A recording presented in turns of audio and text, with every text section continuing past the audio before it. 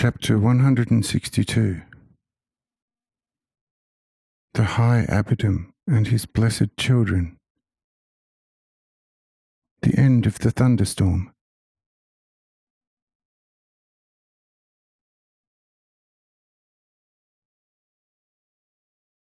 After this warm speech of thanks, the High Abbot turned to Seth with a loving mien and said to him, "Seth, my son, come here to my heart, which has loved you even before any sun illumined the path of an earth.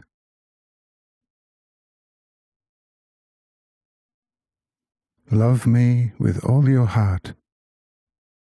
Love the Father, who, out of everlasting love for you, has spanned the vast heaven over the earth and sun, moon, and all the stars, so as to be able to show you what an exceedingly good, Holy Father he is to you, has forever been, and will remain so eternally.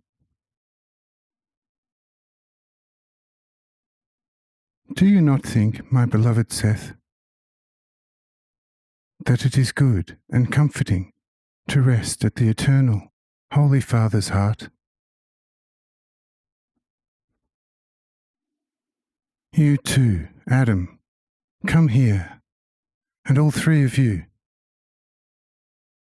and feel and taste how sweet the Holy Father's love tastes, and how comforting it is to the weary hearts of the children.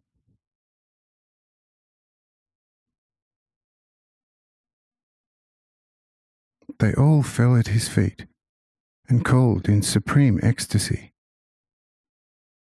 "Oh, you exceedingly good and holy Father!" And none of them was able to speak any more.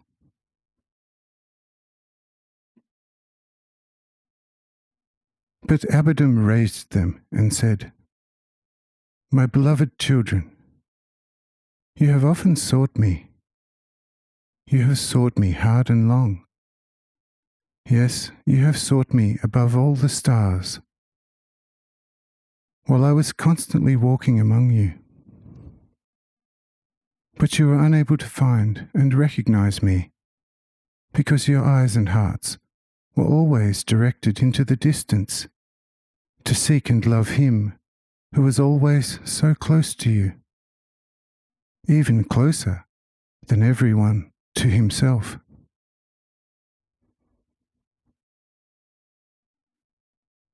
Now you have found me and are immensely happy about it. Let us now leave the hut and see who else is waiting for our help."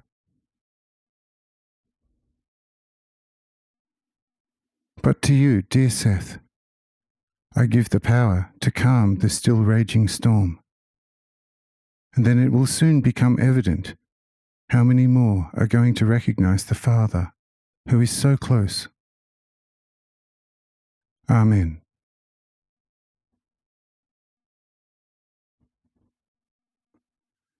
And so they left the hut and went outside, where the weather, although it appeared to have somewhat abated, was still raging with great force. As they were passing Eve, the High Abbot told the five who were surrounding and comforting her, "Stay where you now are until we return. Whoever practices neighbourly love will find neighbourly love himself. Whoever attends to the weak mother will be rewarded with love on earth. But he who is rewarded with love has a precious pledge in his hand, with which he will find it easy to win for himself the most precious thing of all. I tell you, if man knew how close he often is to supreme happiness, he would leave everything and follow it. Yet it is also good that he does not know, for if he did, he would become indolent and fail to cultivate his own ground. Therefore, stay here and cultivate your ground. This does not depend on the length of time. Sometimes it depends on just 1 minute. When, during this minute, the seed falls into the soil, it soon germinates, and the quickly developed sprout then spreads its new shoots in the light of the day.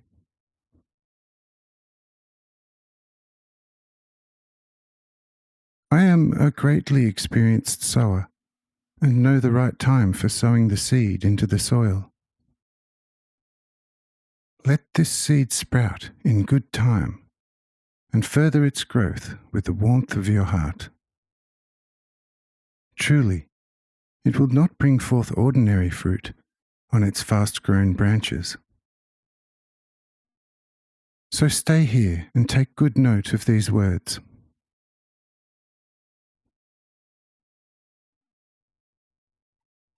After these words, they left the hut. But the 5, after the 6 had left, began to ask one another, "Who is this stranger? Whence has he come?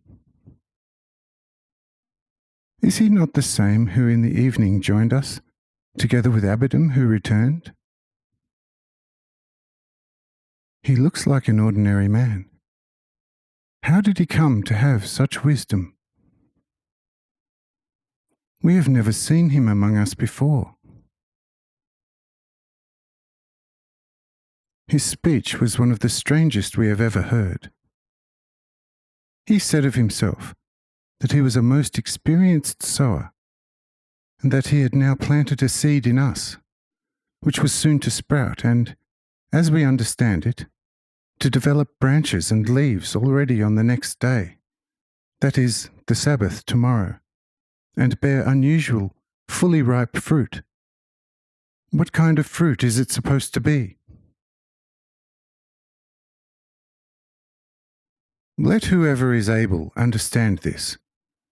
But we, who have all seen and heard Emmanuel Abba, witnessed all his miraculous deeds, and were awakened and blessed by him, cannot understand the meaning of these words.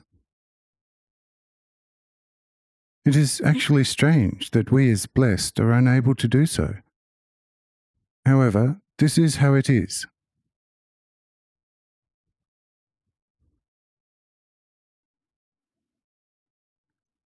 But Enos finally noticed the light in the hut, and he drew the attention of the others to it. Then Kenan said to Enos and the others, "Listen, this is really strange.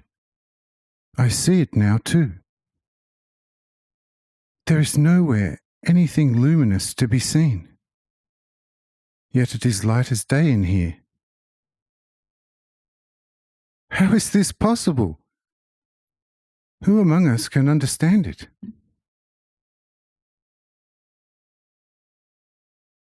Then Eve rose and remarked to the 5, "Children, how can you ask each other about things none of you understands?"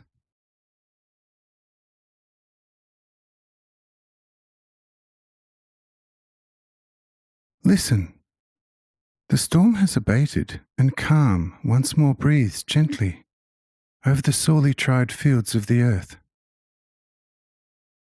The last drops of the great fear they have experienced are dripping from the leaves of the trees, and a cooling dew is already healing many a wound which the flashes of lightning have no doubt struck to the healthy trunks. And a refreshing sleep has probably already closed the eyes of the little fearful children, and all whom this long hour of terror has maybe driven to despair will be lying on their faces with contrite hearts, and melting into tears of remorse, thanking God for saving them. How can you rack your brains over a lock of sheep's wool, yet disregard the living sheep? The experienced sower has planted a glorious seed in you, but if you trample it down, not many branches will see the light of the day. All of you know that the seed in the soil must not be disturbed if it is to thrive and be blessed with fruit. Why do you not let your grain of seed rest, but instead trample it down with the dull edge of your mind? The storm has not ceased only for those outside, but for you too. Yes, all of us are saved.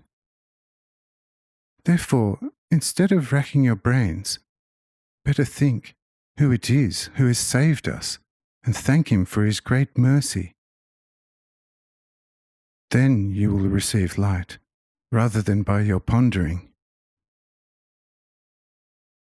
Do not ask yourselves who the stranger is, since none of you knows him as yet, but instead, rather observe his glorious word in your hearts, so that it may soon germinate and sprout. When you will then be seeing the fruit by day, it will surely be easier for you to recognize from the fruit the strange, glorious sower, than now when in the darkness of your heads you already want to see the light of the day, or maybe even imagine already to see it. Though the woman is not supposed to teach, the mother has the right to reprimand her foolish children when she sees their errors. Do understand this well. Withdraw into your hearts, there to seek light for your darkness, and be silent. Amen.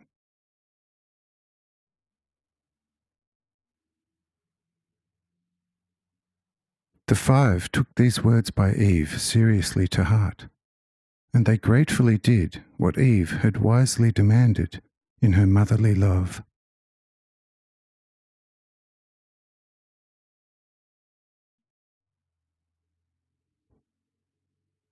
But what did meanwhile the 6 outside do? How did they find the earth and the children on the ground when they left the hut? The glowing clouds were still traversed by 1,000 flashes of lightning.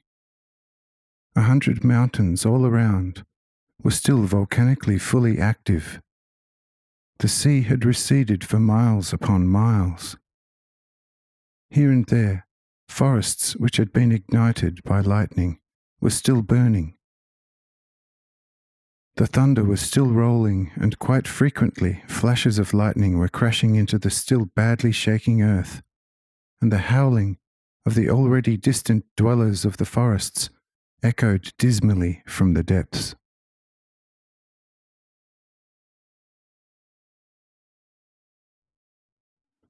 That is how it was, still outside. And thousands upon thousands of children were lying in wide circles all around Adam's hut, praising God for having saved them. And trembling, weeping mothers comforted their little children, who were often crying too. But some of them had already, tired from the terror, fallen asleep in the lap of their sobbing mothers. And the 6 kept walking around, inspecting everything, and comforting the oppressed hearts of the fathers and mothers.